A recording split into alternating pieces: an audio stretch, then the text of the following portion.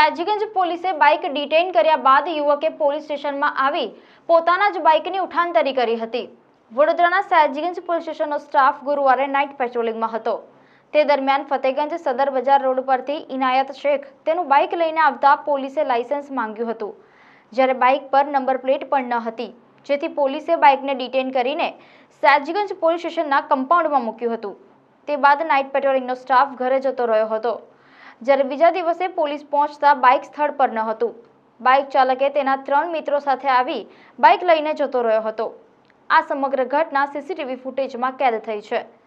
પોલીસે સીસીટીવી તપાસતા દેખાયું હતું કે બાઇક ડિટેઇન કર્યા બાદ મોડી રાત્રે 4 શખ્સ પોલીસ સ્ટેશનમાં આવ્યા હતા, જે બાદ 3 શખ્સ વોચમાં ઊભા રહ્યા અને એક યુવક ચાવી લગાવી બાઇક ઉઠાવી જતો રહે છે। સમગ્ર મામલે પોલીસે કાયદેસરની કાર્યવાહી હાથ ધરી છે।